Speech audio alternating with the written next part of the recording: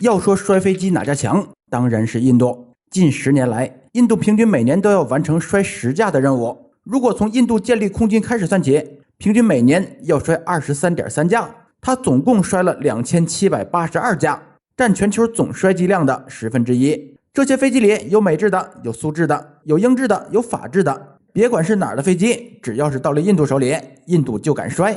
但是在这2782架飞机中，印制的战机却只有1架。谁说印度造不出好飞机了？这些被摔的飞机都是印度飞行员驾驶的，为什么别的国家的飞机天天摔，只有印度造的飞机不怎么摔？答案只有一个，就是印度的造飞机水平很强，已经远超了美俄英法。而这个只摔了1架的飞机，就是号称印度机皇战斗机中的常青树3456代战机光辉老祖。大家好，这里是劲说。印度第一次对造飞机产生邪念还是在1981年，此时的印度刚刚敲定了阿琼坦克的制造计划，开始将邪恶的目光转向了空军。由于米格21实在是太落伍了，很难对抗北方小邻居的 F-16， 对抗北方大邻居也没有压倒性的优势，这可不行，得换飞机。于是就出现了一个问题，是自己造呢还是买呢？经过了2年时间的考虑，印度最终决定既造也买。1982年，印度向苏联采购了160架米格27战斗轰炸机。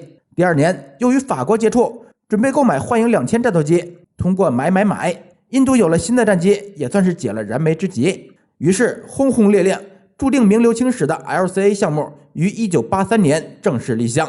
印度要求这款战机必须要能够达到3代战机的最高标准，要能达到 1.8 马赫的超音速巡航能力，具备高空高速的拦截能力，要能做到8G 的最大过载，要配备电传飞控系统，要使用世界上最先进的多模式脉冲多普勒雷达，具备同时跟踪多个目标的能力，必须使用印度自己还未开发出来的涡扇发动机，推力要能达到 8.5 吨，要求机身材料中有 30% 的复合材料，要既能打空战，也能对地打击，还能执行反舰任务。最重要的一点就是这款新型战机的国产化率，这是印度最看重的，国产化率必须达到 70% 以上。如果全是进口零部件的话，怎么彰显我印度的军工水平？指标定下了，接下来就是选项目负责人了。印度左瞅瞅右瞧瞧，一边是斯坦航空，一边是德州，都是得力干将，左膀右臂，很难选。最终考虑到 LCA 项目是印度第一次试图纯国产战斗机，于是左膀和右臂一起上。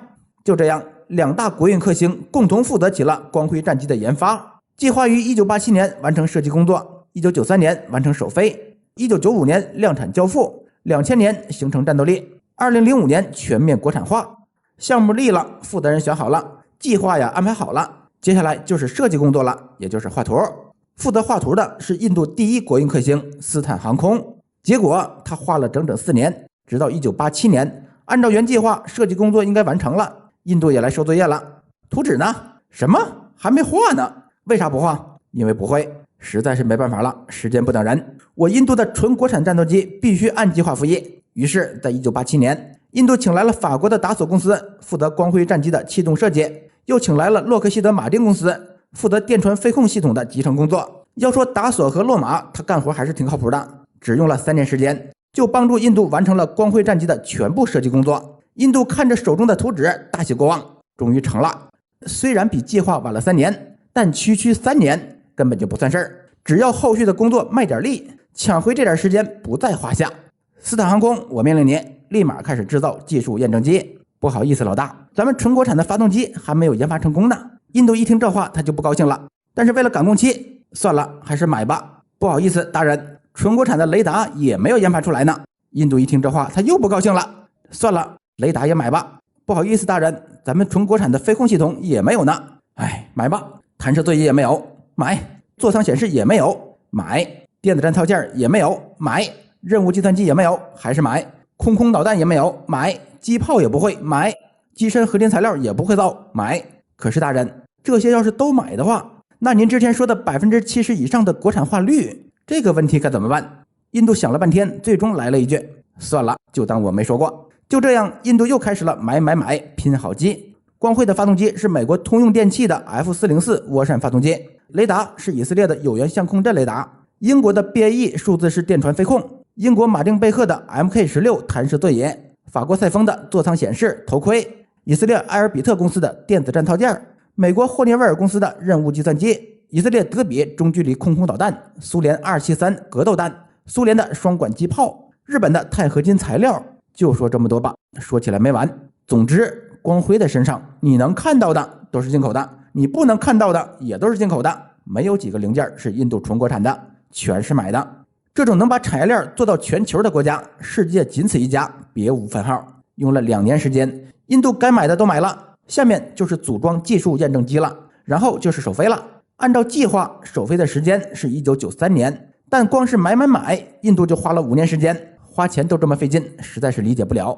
好了，现在的时间是1995年，该组装技术验证机了。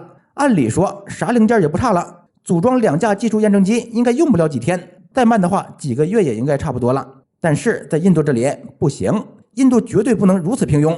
2架飞机它整整组装了6年，直到2001年才把2架技术验证机给拼出来，比原计划的1993年晚了整整8年，总算是拼出来了，赶紧试飞吧。试飞之后发现问题赶紧改，改完之后再试飞，直到能服役为止。这个过程要不断的进行技术验证，要不断的进行修改，还是比较费时间的。为此，印度也是做了充足的思想准备，但第一次试飞就遇到了一个其他国家从来没有遇到的问题，发动机的推重比不足。不对呀，我说老美，你给我过来，这是你家的 F404 发动机，说明书上明明写着推重比是 7.8， 怎么按到我的飞机上测试出来的数据却变成了 7.3？ 美国表示参数虚标这事儿全世界都这么干，你看我家的空导弹的射程，再看看我家的隐身涂料，再看看我家的潜艇用钢，参数全都是虚标的，所以一点事儿也没有，回头我给你升级，把推力给拉大了就好了。最终通用为印度单独推出了一套发动机 F404-GE-IN20， 里面的这个 IN 就是英文 India 的简写，属于定制型号限量版。虽然有了合适的发动机，但就为了等这个发动机建造出来，印度的试飞又浪费了整整3年时间。随后印度又嫌以色列的2032雷达不够先进，非要换成2052雷达，结果又是走流程，又是排产，又是改机体接口什么的，又耗时了整整3年。此后又出现了只能使用俄制273短距离格斗弹的问题，与以色列中距离导弹不兼容的问题，重载挂点挂不了反舰导弹的问题，最大速度始终破不了 1.6 马赫的问题，航程不到2000公里的问题，等等等等。每个问题其实都不大，都不难改，但是印度想改的话，它得提前订货，也就是说光辉每发现一个问题，就要干等着国外生产发货之后才能解决，完全做不到同时解决多个问题。所以从验证机首飞到光辉服役，印度创造了一个航空界的记录。咱们的歼10从首飞到服役用了8年，美国的 F-22用了8年零3个月，而印度的光辉它用了整整15年，不到2倍的时间，其实也还行，只不过是熬走了半代人。到了2015年，印度兴奋地宣布，首款国产的战斗机终于服役了，印度终于有了自己的战斗机了。此时距离歼10服役已经过去了整整10年了。虽然晚了10年，但印度不在乎。印度骄傲地宣布，为了让国产战机尽快形成战斗力，他决定下单40架，在20年内交付完成。此消息一出，举世瞩目。20年交付多少？交付40架，合着1年只能造2架，用手搓都比这个快。印度一听这话，顿时老脸一红，要求斯坦航空提高产能。斯坦航空也不含糊，立马找到了提升产能的最佳办法。大家猜猜是什么？没错，外包。他找了一堆的私企，把一半的零部件和组装业务外包出去了，终于将每年2架的产能提高到了4架，提升了整整1倍。但就这个产能，印度还是不满意，要求继续提高产能。按理说，斯坦航空要是再建2条生产线，这就行了，产能立马就能上去。但是为什么我总说斯坦航空它是印度的国运克星呢？它就是不增加生产线，增加那玩意儿多费钱。那该怎么提高产能呢？斯坦航空有办法。他成立了一个监理小组，这个监理小组只有一个工作内容，专门催促工人干活。最有意思的是，这个小组的组长竟然就是研发光辉战机的总工程师。大家想想，总工程师这种人物都是国宝级的，不说供着也得让他在其他的项目上发光发热吧。但斯坦航空不管，他直接把总工程师派到了车间去催促工人干活，这脑回路不服都不行。最终呢，经过各种奇思妙想的小点子，光辉的产能终于拉到了极限，每年6架。而同一时期，咱们的歼10C 的产能是年产40架，6倍还多。就这我还没算上出口的歼10数量，大家自己体会一下吧。前面说了，光辉一年能造6架，那40架就是6年不到7年。从2015年开始造，截止到2025年的2月份，斯坦航空一共交付了32架光辉，整整的10年时间，一共交付32架，合着一年3.2架。整整10年，印度这才发现自己让斯坦航空给忽悠了，赶紧把厂长给我叫过来，剩下的8架到底什么时候能交付？你给我来个准确的时间。算了，你也别给时间了，我给你定一个2025年的9月之前，所以你还有6个月的时间。到期之后，你要是交不出这8架的光辉，我就撤了你。按理说，印度都说出这种狠话了，斯坦航空总该加快速度了吧？但是呢，国运克星它就是国运克星。在2025年的8月份，有一个新闻，斯坦航空向印度交付了8架光辉，32加8不就是40架了吗？所以他完成自己的交付工作了。但是呢，为了庆祝这一伟大的时刻，斯坦航空的管理人员和印度的大人们还坐到了一起，合了一张影，纪念这一历史性的时刻。但是不知道有没有人看出问题来，这张合影中一共有8架光辉，但是呢，只有2架安装了发动机，其余的6架它的尾巴是凸的。大家看一看是不是？我甚至怀疑这6架光辉的机体内部它也是空的。就因为这一张照片，印度又让世人笑话了3天3夜，慢工出糙活，果然很印度。此时距离光辉立项已经过去了45年，虽然外界笑声不断，但印度他根本就不理会，依旧迷之自信。就在第一个订单40架全部交付之后，印度空军宣布要再订购97架自研的光辉战机，用来替换老旧的米格21，合同总额70亿。印度表示，这97架光辉将会在2027年开始交付，6年之内交付完成。大家算一算，97架6年，合着1年是16架。之前的产能呢，斯坦航空用了10年向大家证明了它的产能只有3架，但2027年之后就要1年交16架了，产能怎么可能拔得这么快？